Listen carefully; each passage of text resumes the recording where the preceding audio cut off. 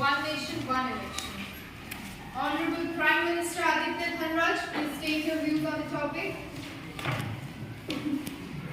आदरणीय अध्यक्ष महोदय,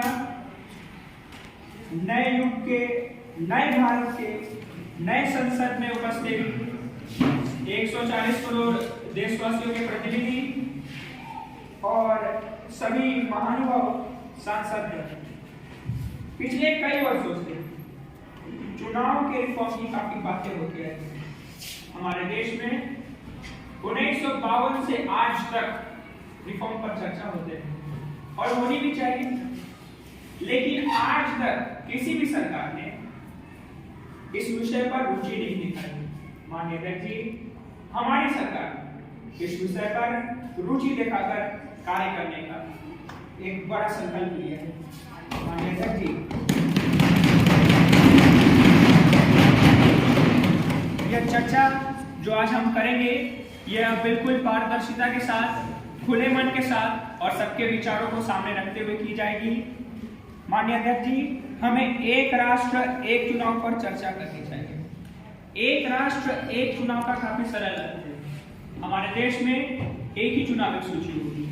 आज हमारे देश में अनेकों चुनावी सूची तैयार हुई है, जिनके निर्माण में ना जाने कितने लाखों मशीनरी, लाखों मैन पावर लगते हैं। माननीय अध्यक्ष जी, अगर एक ही चुनावी सूची होगी तो उन सारी मशीनरी, सारे मैन पावर का उपयोग हम विकास कार्यों में कर सकते हैं। हम भारत को एक नया रूप प्रदान कर सकते हैं। माननीय अध्यक्ष जी, ये एक बड़ा संकल्प है। माननीय अध्यक्ष जी, इस बिल के पास होने के उपरांत लोकसभा, विधानसभा और स्थानीय चुनाव एक साथ संपन्न होंगे। माननीय अध्यक्ष जी, मान लीजिए एक व्यक्ति मतदान हेतु किसी पोलिंग बूथ पर जाता है, तो क्या वह एक ही समय में एक ही पोलिंग बूथ पर यह निर्णय नहीं कर सकता कि एक ही समय में वह लोकसभा और विधानसभा के लिए अपना मतदान नहीं दे सकता? माननीय अध्यक्ष जी, हमारे देश के मतदाता पूर्णतः सक्षम है। अभी उड़ीसा सबसे बड़ा उदाहरण है हमारे पास। उड़ीसा में ग्रामीण इलाके ज्यादा है, ऐसा उड़ीसा बहुत विकसित राज्य नहीं, लेकिन वहां के मतदाताओं ने एक ही समय में एक ही पोलिंग बूथ पर एक बार विधानसभा के लिए और फिर दूसरी बार में लोकसभा के लिए मत दिया। माननीय अध्यक्ष जी, ये एक बड़ी बात है। माननीय अध्यक्ष जी, एक राष्ट्र एक चुनाव का अर्थ यह नहीं है कि पूरे राष्ट्र में एक ही दिन चुनाव होगा। अगर मान लीजिए कि बिहार के किसी जिले में चुनाव हो रहे होंगे, तो तीनों स्तरों के एक साथ संपन्न होंगे। यह चुनाव विभिन्न चरणों में होंगे। माननीय अध्यक्ष जी, यह हमारे देश की विडंबना है कि लगातार 30 वर्षों से किसी न किसी राज्य में चुनाव होते हैं। माननीय अध्यक्ष जी, किसी भी चुनाव के 6 महीने पहले से हमारे देश में आचार संहिता लागू हो जाती है, जिस कारण नीति निर्माण प्रक्रिया में रुकावट पैदा होती है और हमारे देशवासी नीति रहित शासन का हिस्सा बनने के लिए मजबूर हो जाते हैं। माननीय अध्यक्ष जी, इसकी खामियां बस यहीं तक सीमित नहीं है। अगर हम सुरक्षा के तौर पर बात करें, तो एक पोलिंग बूथ पर बहुत समय पहले से बहुत समय बाद तक सीएपीएफ के जवानों व पुलिस जवानों को सुरक्षा प्रदान करनी होती है, जिस कारण से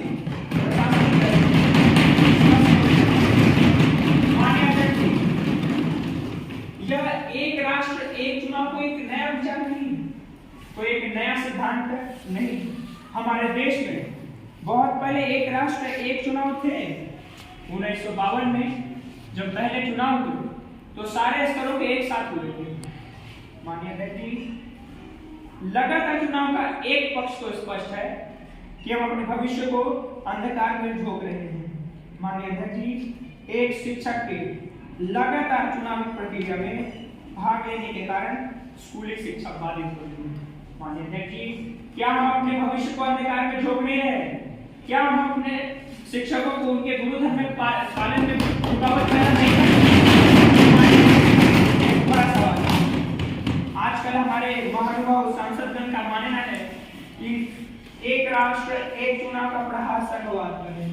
माननीय अध्यक्ष जी, हमारे देश में संघवाद का आधार शक्ति का विभाजन है, ना कि चुनावी विभाजन। मैं यह बात स्पष्ट रूप से संसद में दोहराना चाहता हूँ कि संघवाद का आधार हमारे देश में शक्ति का विभाजन है, ना कि चुनावी विभाजन है। यह बिल हमारे राष्ट्र की अखंडता व एकता को दर्शाता है। हमारे राष्ट्र की अखंडता का प्रतीक है और मैं दोनों सदनों के महानुभाव सांसदगण से इसे सर्वसम्मति के साथ पारित करवाने के लिए प्रार्थना करता हूँ। बहुत बहुत धन्यवाद।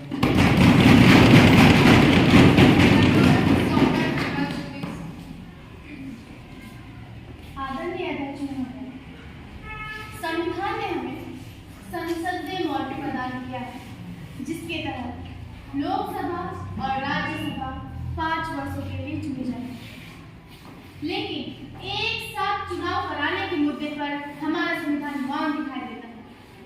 हमारे संविधान में कई ऐसे प्रावधान हैं जो इस विचार के बिल्कुल विपरीत दिखाई देते हैं।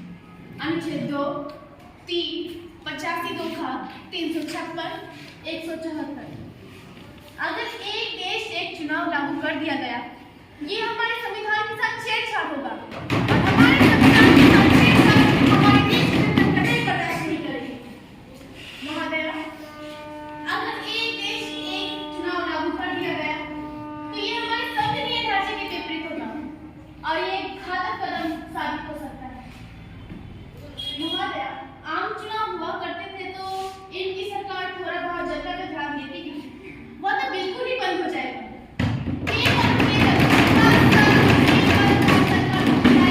जनता की समस्या सुनने के लिए। महोदय, हमारे देश में एक देश एक चुनाव की जरूरत नहीं है। हमारे देश को एक देश एक शिक्षा की जरूरत है। हम इनकी सरकार क्यों नहीं शिक्षा में बात करती है, क्यों नहीं रोजगार में बात करती है? महोदय, 1951 और 1952 में एक साथ चुनाव हुआ करते थे, लेकिन 1968 और 1969 में दल बदल और लोकसभा भंग होने के कारण यह बाधित हो गया। महोदय, इसकी पूरी गारंटी है यह आगे भी बाधित होगा। और जैसा कि हमारे प्रधानमंत्री जी का कहना है कि एक साथ चुनाव होंगे तो विकास होगा, लेकिन मैं बता दूं कि उड़ीसा में एक साथ ही चुनाव होते हैं, लेकिन उड़ीसा अभी तक एक विकसित राज्यों में से क्यों नहीं बन पाया? महोदय, यह बिल केवल और केवल इनकी सरकार के लिए फायदेमंद हो सकता है। मुझे किसी भी अंग से हमारी जनता के लिए, हमारे देश हित के लिए यह फायदेमंद नजर नहीं आता। धन्यवाद।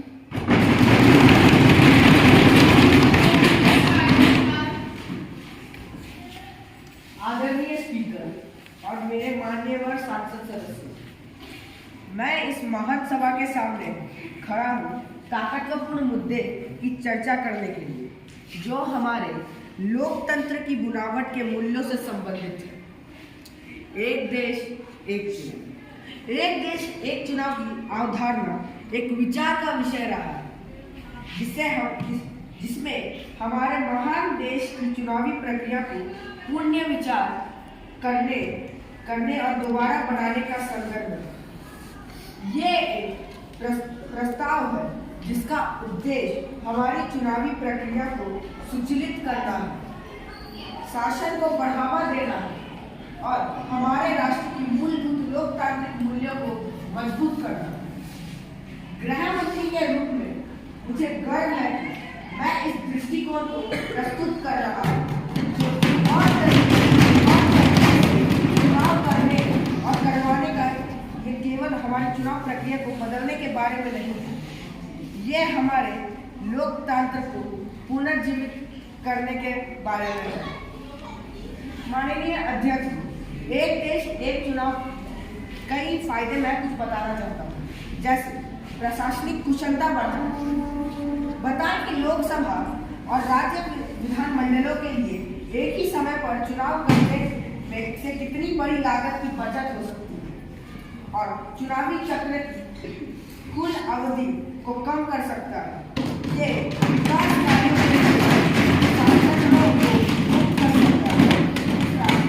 वोटर में बदलाव, समकालीन अधिक लोगों को भाग लेने के लिए प्रोत्साहित कर सकते हैं, क्योंकि उन्हें अधिक बार मतदान करने की आवश्यकता नहीं होती, जिससे मतदान की दर में वृद्धि हो सकती है। तीसरा, स्थिर सरकार। अक्सर होने वाले चुनाव सरकार को अस्थिर और राजनीतिक अस्थिरता का सामना करना पड़ सकता है। धन्यवाद। जय Hind.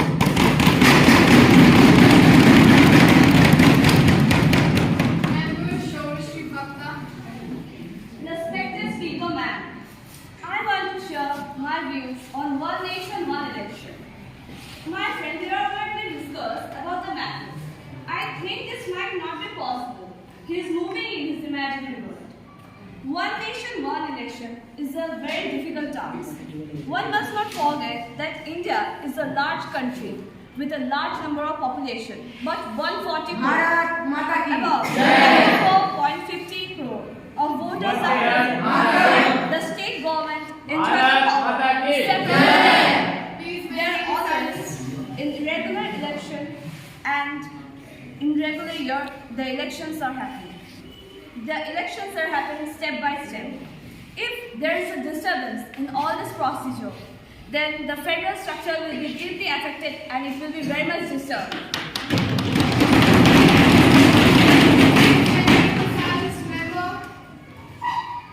Honorable Minister, Defense Minister Akshay Talvi, please. Honorable Speaker Madam, there are many benefits in defense sector under One Nation, One Election bill.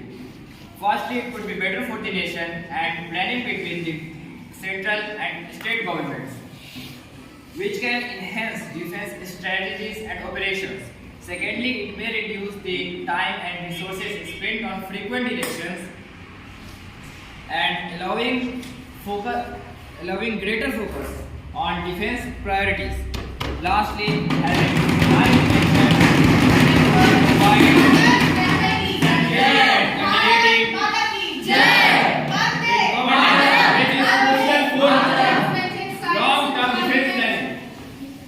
it is not directly related to defense sector, but however having synchronized elections could potentially provide an stable government.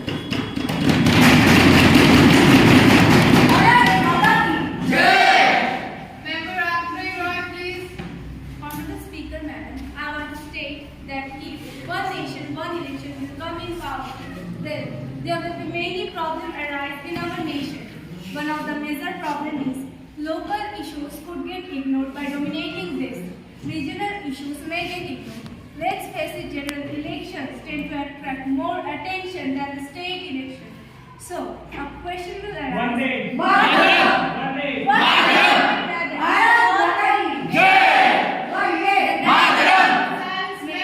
Dominating the regional ones, and in India this could be a big problem because we have a dozen of regional parties. Thank you. Honorable Education Minister Ashwini Das. Honorable Speaker Madam, as one of the advantages of One Nation, One Election is there will be reduced cost. Well, Honorable Speaker Madam, conducting elections at different levels of government multiple times in a year is expensive, and one simultaneous election could potentially save a significant amount of money. Honorable Speaker Madam, the cost was around 16,000 crores rupees, and the same year state elections were also held. Some in April, some in October, some in November, and if we have clubbed all of them together, we could have saved a huge amount of money for sure. Well, Ms. Soumya Dhanraj, Member of Parliament, I would like to point you out that this topic is linked to education. Honorable Speaker Madam, what I want to say is that if there will be savings in a huge amount, and then this will be money, this money can be developed in India. We can improve the education system by investing the money. Well, this money will be saved. We can invest in the education system and why not the education sector? We can also invest the money in the hygiene and health sector, the transport, and many more. Eventually, it will lead to the development of our country. Well, we all know during the election, teachers were given the duty. So if only at the time of elections happen, then this time only one time, the time can be saved and the teacher can teach more to the students who are willing to study. With the money which will be saved can also be invested for educational research and innovation and also for higher education. All the parties give their best to make believe in people to vote. And thus, during this period, they use speakers which disturb the students and take away the concentration.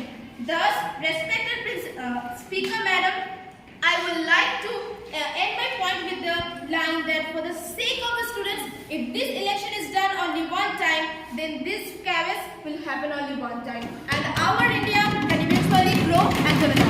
Thank you. Member Audrey Roy, please state your views. Honorable Speaker Madam, well, one cannot ignore the difficulties arising from one election, one nation. The Election Commission feels that holding simultaneous election will require a large scale of procurement of voting verifiable machines and EVMs. The Election Commission estimates that rupees 9,284.1 crore will be required to purchase the EVMs and VVPs. These machines will also need to be replaced every 15 years, which will again incur the expense. Furthermore, storing these machines will increase the storage cost. Thank you. Communication Minister Akash Kumar, please.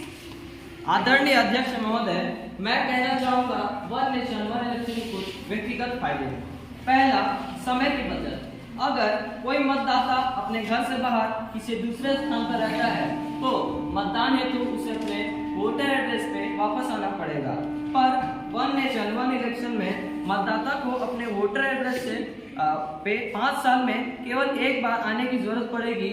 इससे उसके समय और खर्च बचत होगी।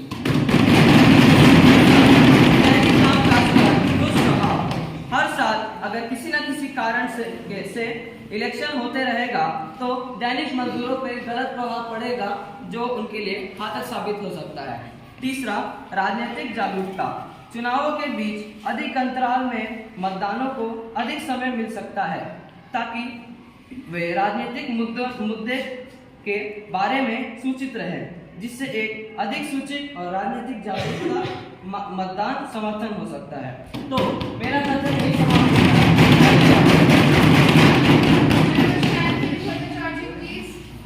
Honorable Speaker Madam, the first 4 elections were simultaneous, but early dissolutions of Lok Sabha and Rajya Sabha and political instability have scattered the schedule.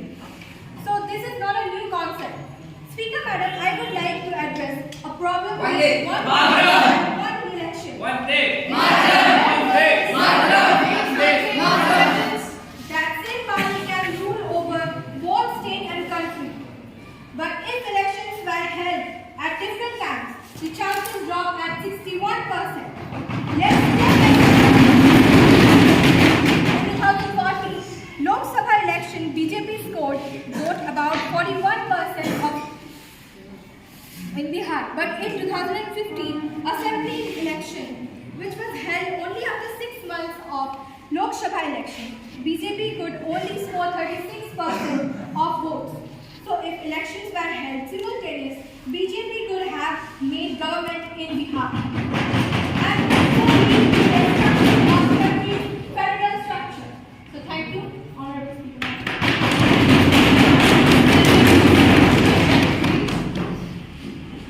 Honorable Speaker Madam, as the Railway Minister, I stand before you today to discuss the topic of one nation, one election. This proposal aimed at synchronizing our national and state elections has the potential to bring about significant changes in our governance and administrative process. Firstly, the Indian Railways, being the lifeline of our nation, plays a crucial role during elections.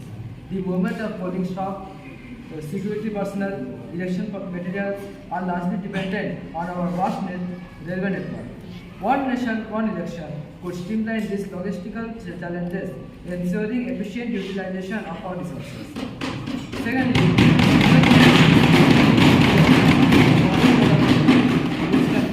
the implementation of key railway projects. by aligning all elections, including the Indian Railways. We must prepare to handle this increased responsibility and ensure seamless operation. तानाशाही नहीं चलेगी, नहीं चलेगी, नहीं चलेगी। तानाशाही नहीं चलेगी। भारत माता की जय। भारत माता की जय। वंदे मातरम, वंदे मातरम। तानाशाही नहीं चलेगी। Please maintain the silence in the parliament. In conclusion, one nation, one election presents both opportunities and challenges for the Indian Railways. As we debate this proposal, let us remember our ultimate goal: to serve the people of the great nation.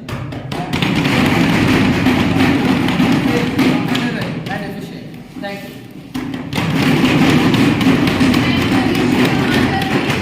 माननीय अध्यक्ष जी, कार्रवाई आगे बढ़ाने से पहले मैं कुछ कहना चाहता हूँ। Yes, please. माननीय अध्यक्ष जी, लोकतंत्र के वंदे में इस तरह के नारे नहीं चल सकते। यह लोकतंत्र के वंदे में तानाशाही के नारे हमारे देश में अस्वीकृत है। इन पे कार्रवाई की जाए। भारत माता की जय। वंदे मातरम, वंदे मातरम। भारत माता की जय। Please maintain the silence. आदरणीय अध्यक्ष महोदय, मैं यह बताना चाहूंगी कि भारत की जनसंख्या और चुनाव के आवश्यक संसाधनों का हवाला देते हुए एक साथ चुनाव करवाना जाना चुनौतीपूर्ण है। अर्थात अगर एक साथ चुनाव करवाए गए तो नतीजे आने में देरी हो सकती है, जिससे राजनीतिक अस्थिरता की संभावना बनी रहेगी और नतीजे न आने तक अगर उस बीच देश में कोई भी दुर्घटना या कोई भी समस्याएं दिखाएगी तो इसका जिम्मेदार कौन होगा? Member Joyita Halder, please. माननीय अध्यक्ष महोदय, मेरा यह मानना है अगर पूरे देश में इन 5 सालों में चुनाव इकट्ठित लागू करवाया जाए तो फिर हम इससे आतंकवादियों के लिए यह एक सुनहरा मौका बना देंगे हमारे देश में हमला करने के लिए। और मुझे तो यह भी शक है कि हम हमारे बचाव के लिए कोई स्टेप उठा भी पाएंगे या नहीं, क्योंकि जो पुलिस, आर्मी आदि के जो फौजी है वो लोग हमारे बचाव के लिए कुछ कर ही नहीं पाएंगे, क्योंकि वो लोग चुनाव के काम से व्यस्त रहेंगे। धन्यवाद। Minister, do you have any answer on these views to share? Yes. आदरणीय अध्यक्ष महोदय, मैं माननीय सांसदगण का विचारों पर एक बहुत बड़ा बात कहना चाह रहा हूँ। हमारे देश में आज तक, वो हमारा सौभाग्य है या क्या ना जाने, लेकिन आज तक किसी भी चुनाव में सेना नहीं है। तो माननीय सांसदगण का यह विचार कहाँ से आया कि हमारे देश में सेनाएं कब से हमारे देश में चुनाव कराने लगी है? बहुत बड़ी विडंबना की बात है। माननीय अध्यक्ष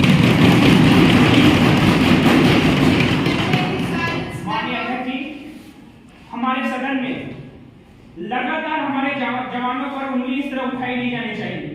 हमारे देश के लोगों को और हमारे सदस्यों को पूरी तरह से भरोसा है हमारे जवानों पर।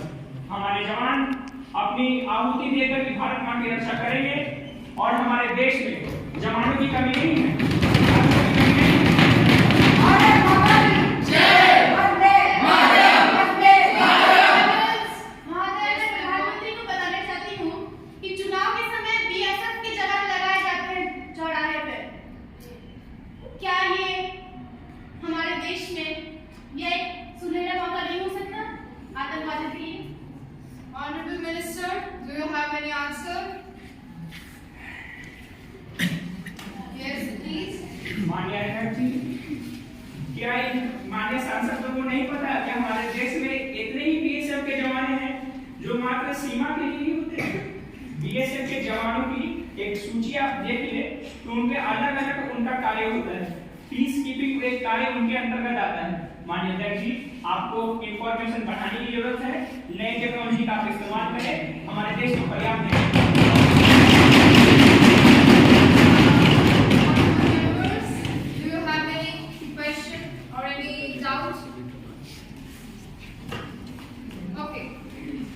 Now the question is that the bill One Nation, One Election 2023 is taken into consideration. Those who are in favor of this, please say yes. Yes!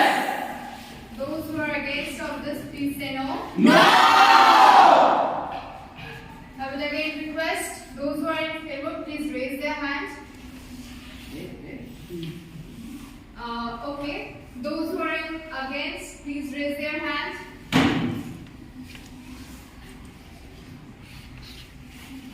Okay. I think the yes have it, the yes have it, the yes have it. The motion is adopted.